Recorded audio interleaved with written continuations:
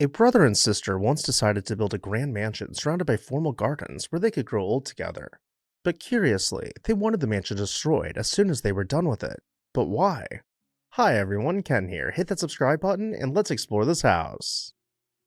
In the late 1840s, John and Lydia Morris were born into a prominent Philadelphia Quaker family. The Morrises' wealth had deep roots. Their colonial ancestors had founded one of Philadelphia's first breweries in the late 1600s, and later generations became industrialists. Their father Isaac built on this fortune by establishing the I.P. Morris Iron Works, a major manufacturer of steam engines, boilers, and heavy machinery. John joined his father's company and eventually became its president. Under his leadership, the firm prospered until it was absorbed by the Cramp Shipbuilding Company in 1891. By then, the Morris siblings were financially secure, beneficiaries of both inheritance and industrial success. Neither John nor Lydia ever married. Instead, the brother and sister duo became inseparable partners in business and life. By the early 1880s, the Morrises had a vision to create something enduring with their wealth, a horticultural haven that could be enjoyed by the public in the future. In 1887, eager to find a new summer haven away from urban bustle, John and Lydia purchased a large tract of farmland in the Chestnut Hill section of Philadelphia. The Morrises named their new estate Compton. Almost immediately, they set about transforming the former farmland into a Gilded Age showplace. They oversaw the construction of a grand mansion and all the bits that make up a proper estate: carriage houses, greenhouses, a worker's cottage, and extensive gardens. To design the main house, they hired Theophilus P. Chandler Jr., a prominent Philadelphia architect. By 1888, Compton's mansion was complete, and the Morrises began landscaping the grounds in earnest. Over the following quarter century, they continually expanded their domain, buying up adjacent parcels until Compton grew to encompass over 150 acres of rolling lawns, woodlands, and gardens. The estate became their canvas for horticultural experimentation and landscape design. John was the plant enthusiast of the pair, fascinated by growing specimens from all over the world. He employed a team of gardeners and corresponded with botanists to obtain rare seeds and saplings. Notably, Morris obtained plants collected by famed plant explorers like E.H. Wilson in China, introducing exotic species to his gardens. Lydia shared John's horticultural zeal and had an artistic eye for garden design. Together they laid out gardens inspired by both English landscape parks and Japanese gardens, complete with meandering paths, ornamental ponds, and decorative structures. Compton's grounds soon boasted an eclectic mix of features: classical statues and fountains in a European-style rose garden, a Japanese tea house overlooking a koi pond, and even whimsical garden follies like a rustic log cabin retreat that Lydia had built for herself in 1908. Compton was fast becoming a botanical wonderland. In an era obsessed with eclectic architecture, the mansion fit right in.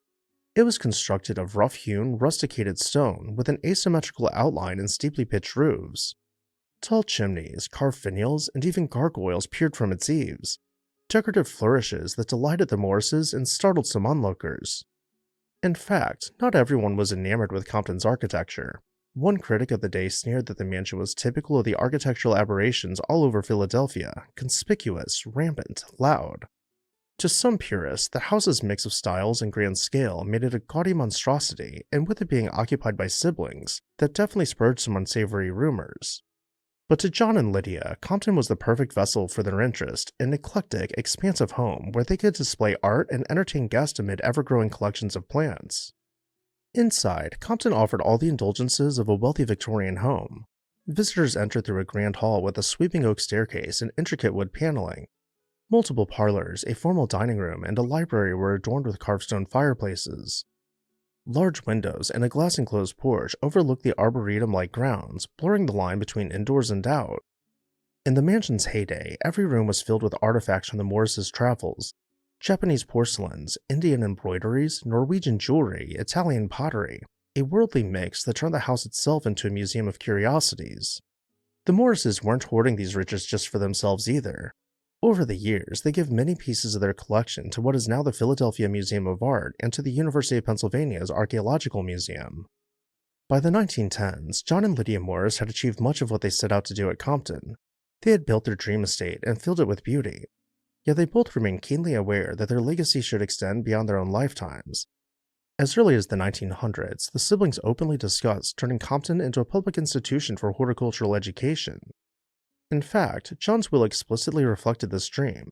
He wished for Compton to become, quote, a place where young men and possibly women may be taught practical gardening and horticulture. Remember, this was the 1910s, so this progressive idea likely owed much to Lydia's influence, as John trusted his younger sister's vision for the future. In the years after John's passing, Lydia continued to maintain Compton at its peak. Despite advancing age and ailing health, she could be seen riding daily through her beloved garden in a chauffeur-driven Pierce Arrow roadster inspecting the grounds. It was the height of the Great Depression, but Lydia kept all of her gardeners and household staff employed, demonstrating a sense of responsibility and generosity to those who depended on the estate for their livelihood. Lydia was absolutely committed to fulfilling the plans she and John had long discussed, ensuring their arboretum and gardens would educate and inspire future generations. The only question was how to make that a reality. In 1931, Lydia made a bold attempt to partner with the city's art establishment. She approached Fisk Kimball, the director of the Philadelphia Museum of Art, with an offer to give the entire Compton estate to the museum for use as a school of botanical arts. To Kimball, Compton's gardens and its hefty maintenance needs were more burden than blessing, and in the end, the art museum declined Lydia's offer. Fortunately, another suitor was eager to embrace the Morrises' legacy. Thomas S. Gates, president of the University of Pennsylvania, had been courting Lydia with letters and visits. Penn's leadership saw great value in Compton, not only as a botanical haven, but also as a potential for expansion for educational programs. After the museum's lukewarm response, Lydia agreed to leave Compton to the University of Pennsylvania. She passed away, and the university announced it would carry on the Morrises' plans, and by 1933, the site was officially open to the public as the Morris Arboretum, dedicated to horticultural education and enjoyment. Lydia's final years and her bequest did come with one curious stipulation. She requested that the Compton mansion be demolished. In a letter to her attorney, Lydia explicitly instructed that no one should live in or repurpose the big house. She wanted it torn down and perhaps a pavilion or shelter built in its place. Some have speculated that the Quaker side of Lydia won out. Perhaps she felt the mansion was too extravagant or not useful enough to keep once it had served its purpose. Or maybe she feared the cost of upkeep would drain resources from the gardens. In any case, it was her wish that the grand house be demolished. When the University of Pennsylvania took over in 1932, it faced a dilemma. Lydia's will said tear it down, but the Compton mansion was still a valuable asset, a massive, solidly built structure with dozens of rooms. In the heat of the Depression, Penn understandably hesitated to destroy a usable building. Instead, the university repurposed Compton as the headquarters for the new Arboretum and related academic programs. The mansion was soon bustling with a very different life than it had had in the Morrises' day. Its opulent rooms were converted into faculty offices, lecture halls, a botanical library, and laboratories for plant science. But by the 1960s, Compton was physically deteriorating, and fast. The basement grew damp and moldy, the ancient boiler struggled, and the wiring became a constant fire hazard.